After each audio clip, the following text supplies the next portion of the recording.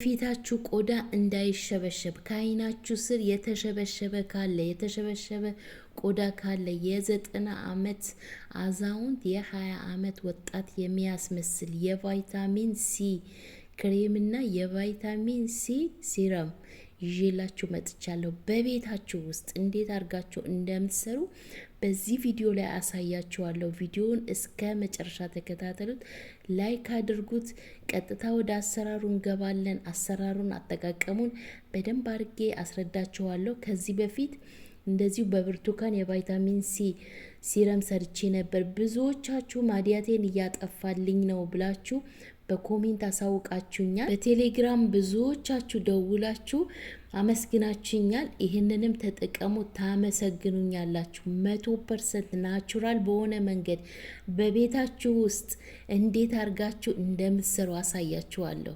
ቪዲዮ እስከ መጨረሻ ተከታተሉት። ቀጥታ ወደ አሰራሩ እንግባ። እዚህ ጋር የምጠቀመው 2 ብርቱካኑን በደንብ አድርገን በጨው እናጥበዋለን።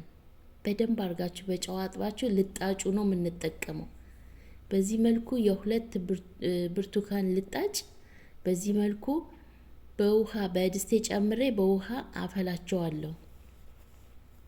ሌሎችን ግብአቶች መጨመራቸው ስላሉ ቪዲዮውን እስከ መጨረሻ ተከታተሉት፣ ላይክ አድርጉት። ሀሳብ አስተያየት ካላችሁ ኮሜንት ላይ አሳውቁኝ። በጥያቄያችሁ መሰረት ብዙ ነገር እየሰራሁላችሁ ነው። እናንተም ደግሞ የጠየቃችሁኝ ቪዲዮውን እያያችሁ መጠቀም ትችላላችሁ። ሰርታችሁ በቤታችሁ ውስጥ ሰርታችሁ መጠቀም ትችላላችሁ።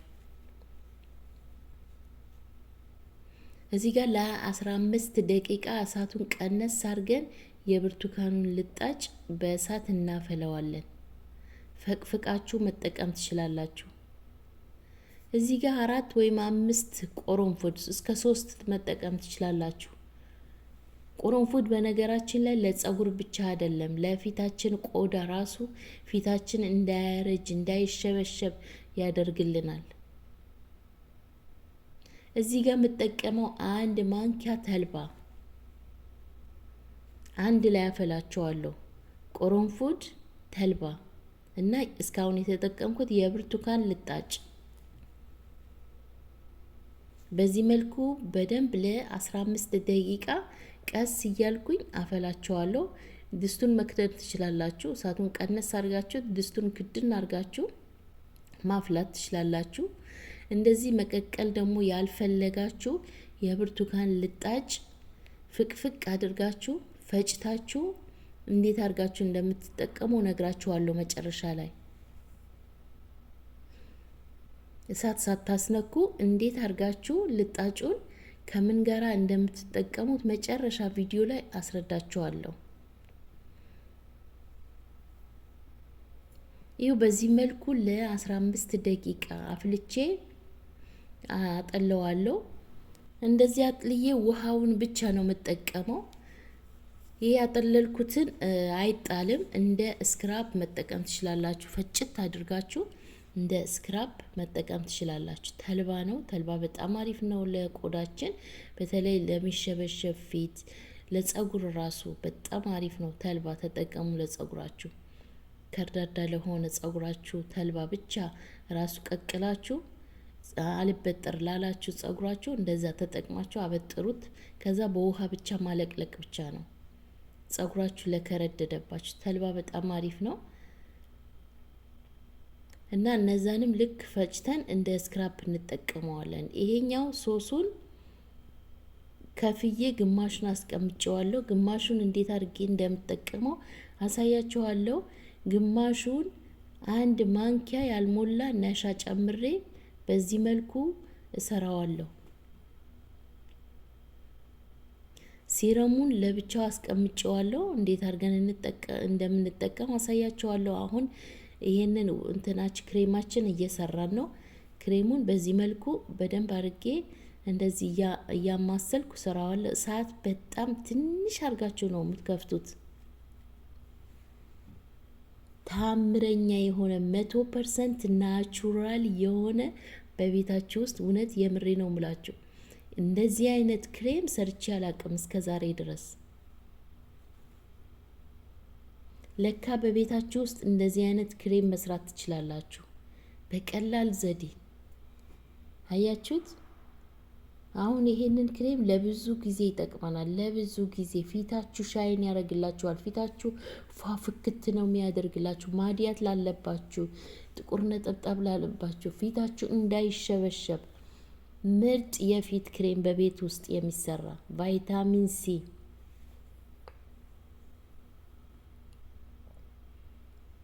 አያችሁት? ዋው! ይኸው በዚህ መልኩ ሰርቼ ጨርሼለታለሁ። እንደምታዩት ታምረኛ የሆነ የሚገርም ክሬም ነው የሆነልኝ። በቤታችሁ ሳትገዙ ልክ እንደዚህ መስራት ትችላላችሁ። አያችሁት? እዩት፣ ጽድት ያለ ዋው ዋው ዋው! ታምረኛ የሆነ የሚገርም የፊት የቫይታሚን ሲ ክሬም ነው። የምሬ ነው ሙላችሁ፣ ሁላችሁም ተጠቀሙት። እስከ ዛሬ ድረስ እንደዚህ አይነት ክሬም ሰርቼ አላቅም። ተጠቅሜው ልነግራችሁ አልችልም። ፊቴ አሁን መጨረሻ ላይ አጠቃቀሙን ነግራችሁ አሳያችኋለሁ። እንዴት አድርጌ እንደምጠቀም አሳያችኋለሁ። ታምረኛ የሆነ በቃ ወዳው ስትቀቡት፣ ወዳው ተቀብታችሁ ስትታጠቡት፣ ወዳው ለውጥ የምታገኙበት ፊታችሁ የሚያፈካ በተለይ ፊት የሚያቀላ የሚገርም የፊት ክሬም ነው። ሁላችሁም ተጠቀሙት። ሰርታችሁ በቤታችሁ ውስጥ ቀላል አሰራር ነው። አያችሁት?